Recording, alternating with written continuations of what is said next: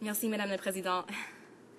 Madame la Présidente, je continue de déplorer le fait que le gouvernement n'a pas une approche équilibrée en matière de développement économique. Lors de la période de questions le 29 décembre dernier, je faisais valoir qu'il est tout à fait possible de créer des emplois de qualité tout en investissant dans les énergies propres et j'ai demandé au gouvernement pourquoi il s'obstinait à ne pas suivre la route empruntée par plusieurs de nos partenaires qui ont créé des emplois en investissant dans l'économie verte. Depuis 2006, ils ont investi massivement pour supporter le secteur pétrolier. Pensons à l'amortissement accéléré par les investissements dans les sables bitumineux, qui s'étira jusqu'en 2015, et au régime d'imposition préférentielle de C48, qui représente 1,7 milliard de dollars en cadeaux fiscaux pour les pétrolières annuellement. La réalité est que ce gouvernement n'a d'oreille que pour les pétrolières. Et, en choisissant son camp, le ministre des Ressources naturelles a qualifié des autochtones, des écologistes et des citoyens concernés par l'avenir de leur environnement comme étant des adversaires de l'État.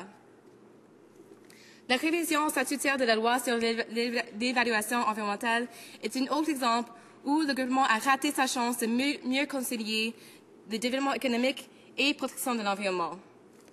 Le Comité de l'environnement et du développement durable révise présentement le processus fédéral d'évaluation environnementale. Il s'agit en fait d'évaluer si ces évaluations permettent de concilier le développement économique et le développement durable. Donc, il s'agit d'une étude fondamentale. Pourtant, les conservateurs ont tout mis en œuvre pour torpiller cette étude en limitant la durée des travaux. À peine 11 séances ont été consacrées à l'entente des témoins. Un seul groupe environnemental a été entendu, le Sierra Club. Un seul groupe autochtone a été entendu, le Comité consultatif pour l'environnement de la baie James. Nous sommes rendus à écrire un rapport sur le système d'évaluation environnementale alors que le commissaire à l'environnement et plusieurs ministres et organismes fédéraux étroitement impliqués dans ces évaluations n'ont pas été entendus. Pourtant, au cours des séances du comité, la plupart des témoins de l'industrie ont dit souhaiter un processus d'évaluation environnementale plus crédible au lieu des communautés locales. Un processus d'évaluation environnementale solide accorde au projet l'acceptabilité sociale. Par contre, un processus d'évaluation environnementale qui n'est pas crédible mine la confiance du public, ce qui peut nuire au développement d'un projet. La précipitation du gouvernement est encore plus inquiétante du fait que le ministre des Ressources naturelles et le Premier ministre parlent de modifier la loi sur l'évaluation environnementale au beau milieu des consultations concernant le projet de pipeline Northern Gateway de Enbridge, qui traversait un territoire écologiquement fragile. De plus, en qualifiant les Canadiens préoccupés par l'environnement de radicaux, le ministre des Ressources naturelles s'est encore discrédité. À mon avis, compte tenu de l'état des connaissances scientifiques sur les changements climatiques, ce sont ceux qui nient l'existence des changements climatiques qui sont des radicaux. La vision du MPD est simple. Il faut réduire notre dépendance à l'économie carbone. Nous sommes convaincus qu'en redirigeant les ressources de l'État vers l'économie verte, nous protégerons notre environnement et nous créerons des milliers de bons emplois durables ici au Canada. Est-ce que le gouvernement s'inspirera de cette vision pour préparer le prochain budget? Honourable Parliamentary Secretary to the Minister of Environment. Well, thank you, Madam Speaker. I'd like to start off by correcting my colleague opposite.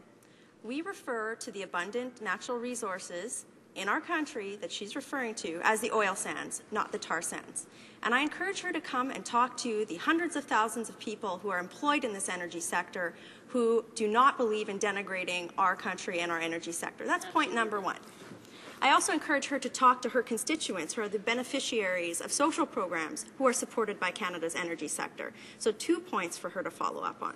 But I'm most interested in the core of her question that she originally posed in the House, where she referred to a strategy that hurts everyone. And I'm here tonight with a small glimmer of hope that she just might think about that when she continues to denigrate our energy sector and continues to denigrate our country and not recognize that we are world leaders in environmental protection and in cleanliness and clean energy production here in Canada. So let's talk about that. First of all, the NDP has been advocating that our country stay part of the Kyoto Protocol. When our country signed on to the Kyoto Protocol, it only included 30% of global greenhouse gas emissions. 30%. It did not include global emitters, large global emitters. Now, it only includes less than 13%. Clearly, this is not an agreement that will see real action in global greenhouse gas reductions. So I find it quite disappointing that my colleague opposite continues to support an agreement without looking at what our government is saying. And we're saying we want to see real action in greenhouse gas reductions, and that's why we need to continue on the good work that is happening in Copenhagen, in Cancun, and have a global agreement where all major emitters come to the table. You know, it kind of shocked me because I was speaking with my colleague opposite on a television program in late December, and she suggested that China was a benchmark to be held up with regard to some of their comments at Durban and staying on in Kyoto. We believe that we need to enter into a new agreement that has all major countries, or all major emitting countries, commit to binding targets. The Kyoto Protocol second commitment period would not see that happen, and I'm quite proud of our government's stance to say we need to have an agreement where emissions are managed, they are monitored, as our country does right now. The other thing that alarms me is that I continually hear this rhetoric from my colleague opposite, from the environment critic, and from the NDP party in general about our country not being a world leader in our energy sector and in our environmental protection programs. First of all, with regard to domestic action at home, we have entered into a very bold sector-by-sector regulatory approach, which will see real reductions in greenhouse gas emissions to meet a target of 17% reductions from 2005 levels by 2020. This is real action. They continually oppose this. And what's even worse, Madam Speaker, is that they have no plan. All we hear is rhetoric. We never hear a plan from them. We hear vague things about a green economy, etc. They do not have plans. They talk about jobs in a green economy, yet they vote against our budgetary measures which support investment in the development of clean energy technology, in climate change adaptation. And I am so tired, as a proud Canadian, of hearing this, of hearing our energy sector denigrated, of the opposition parties talking about, you know, awards that would denigrate our country's name. So tonight, I really ask my colleague opposite, instead of spouting her party's talking points over and over again, which would see, I mean, her environment critic went to lobby against 500,000 Canadian jobs in the U.S. I would just encourage her to, for once, support our government's action-focused plan with regard to environmental protection so that we can move forward and see some action done. Thank you, Madam Speaker. L'honorable député de Rivière-des-Mille.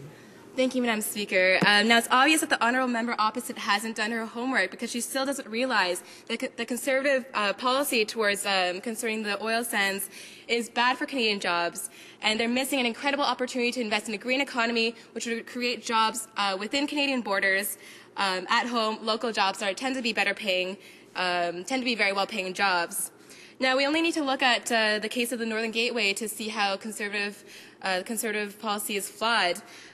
Former Insurance Corporation British Columbia CEO Robin Allen notes that although the Northern Gateway pipeline has been touted by proponents, such as the member opposite, as a nation-building enterprise, it really represents a serious economic risk to the Canadian economy.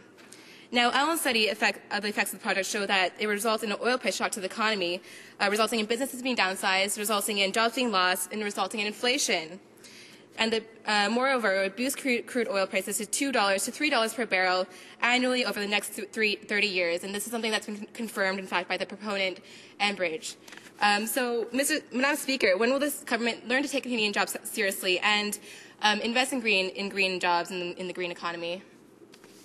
Honourable Parliamentary Secretary. Well, let's talk about the green economy, because again, I've heard nothing from my colleague opposite on her plan for the green economy. I'd ask her to look at the Auditor General report in Ontario that just talked about how private sector jobs were lost at the expense of green energy jobs that were created by an ill-fated government program, whereas our government is saying we are making real investment in lock and step with industry into sustainable development technology. We're seeing the emergence of a clean energy sector here in this country. These are real investments. These are real green jobs. So again, I just beg her to look at the evidence and say we are world leaders in environmental protection. We have a green economy emerging. I refuse to believe that we cannot balance economic growth with environmental sustainability. That is what we are doing in this country with our policy. And I'll close by saying she talked about a nation-building enterprise. What is not a nation-building enterprise is continuing to denigrate our energy sector and continuing to denigrate our country's environmental track record. Thank you, Madam Speaker.